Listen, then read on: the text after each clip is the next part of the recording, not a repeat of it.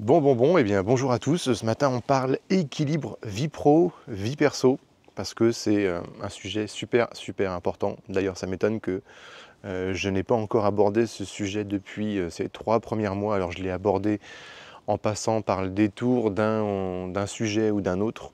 Et je pense qu'il est vraiment temps qu'on repose les bases là-dessus.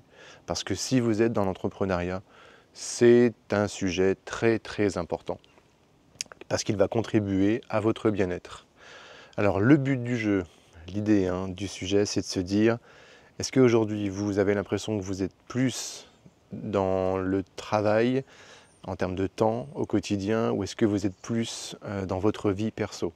En général, on répond la première, c'est-à-dire je suis plus dans mon travail. Et je pense que si vous êtes plus dans le perso, continuez, c'est que votre équilibre est potentiellement bien. Je ne sais pas si c'est réellement un problème de ne pas être assez dans son travail, ou si on peut éventuellement se dire qu'on n'aime pas son travail et qu'on le fuit. Mais dans ce cas-là, cette vidéo, ce sujet n'est pas pour vous. Ce sujet est vraiment pour les personnes qui ont le nez fourré dans le boulot H24, soit par passion, soit par angoisse, soit par obligation, et qui en oublient au quotidien le reste.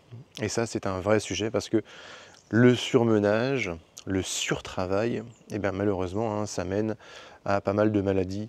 Ça mène notamment à tout ce qui est burn-out. J'en ai fait 3.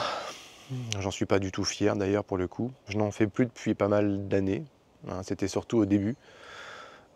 Et donc ça se produit lorsque le cerveau n'arrive plus du tout à relativiser, à faire la part des choses. Vous voyez, quand on a la tête dans le guidon, quand on travaille tout le temps, qu'on se dit qu'on va bosser ce soir, et puis on se lève en pleine nuit pour aller bosser, et puis les week-ends on bosse, et on court après quelque chose qui n'existe pas, c'est une sorte de « j'ai bientôt terminé ». Et dans le monde professionnel, en vérité, c'est une illusion qu'on se donne. On essaie de rassurer notre cerveau, donc de se rassurer nous, sur le fait qu'il faut absolument qu'on bosse, parce qu'on va finir par arriver au bout d'une certaine tâche, d'une certaine obligation, en se disant qu'après les choses vont revenir dans l'ordre et que ça va bien se passer. Et bien c'est complètement faux, illusoire. Comme je le dis souvent, en grande généralité, que vous fassiez cette chose en urgence ou que vous preniez le temps de la faire, la même chose va se produire à plus ou moins grande échelle. Alors bien sûr, si vous êtes en retard, s'il y a une livraison, je ne sais pas, ou une obligation, une date butoir, ça, c'est pas ne pas respecter l'équilibre vie pro-perso, c'est simplement que vous avez une obligation professionnelle et que vous essayez de vous y tenir. Moi, je vous parle du cas de figure des personnes qui passent leur temps au boulot, qui ne donnent pas assez de temps à leur famille, par exemple, qui ne sortent plus, qui n'ont plus de relations avec leurs amis, Et le pire, c'est quand on a un bureau chez soi, souvent, parce qu'une fois qu'on quitte le travail, on rentre chez soi, puis on se pose au bureau, et c'est un refuge mental, c'est une vraie saloperie.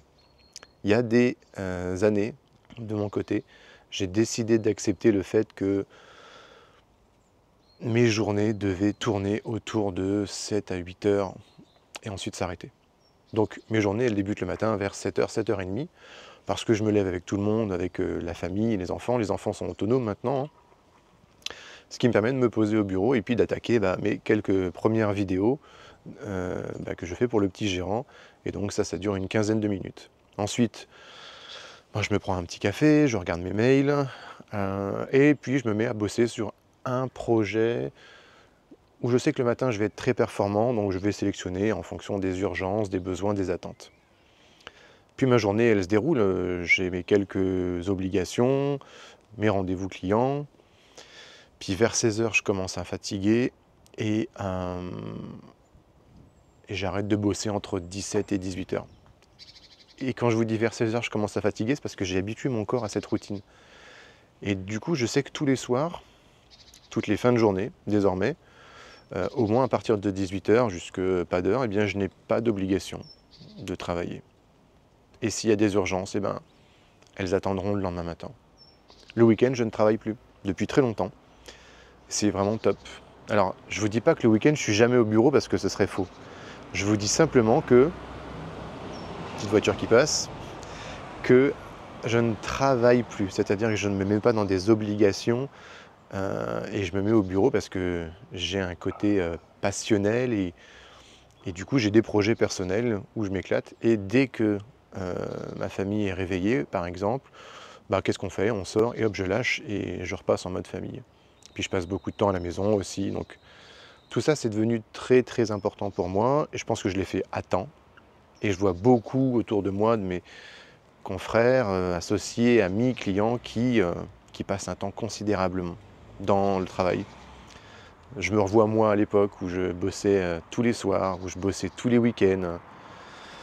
Alors je leur dis pas de s'arrêter, hein, puisque chacun trouve son équilibre perso, mais vous qui regardez cette vidéo, faites attention à cet équilibre. Trouvez le vôtre et il doit être juste. Il doit vous permettre de vous sentir bien et de vous dire que les choses avancent comme vous le souhaitez, de ne pas avoir de regrets, de ne pas vous dire j'aurais dû prendre plus de temps pour. C'est ce qui est important, je pense, et c'est vraiment maintenant qu'il faut percuter et qu'il faut le faire. Voilà. Et c'est pas plus compliqué que ça, parce qu'en elle-même, la décision d'arrêter de travailler à un moment spécifique d'une journée ou de ne pas travailler une période comme le week-end, c'est pas évident. Changer ses habitudes, c'est 3 mois. 3 mois, vous vous y tenez, et ensuite, on n'en parle plus, c'est acté. Et ensuite, on se sent bien au quotidien, et puis on a envie d'avancer, et puis de faire des choses de plus en plus intéressantes, on est de plus en plus performant, on a la patate, voilà quoi. Allez, petit café, à plus.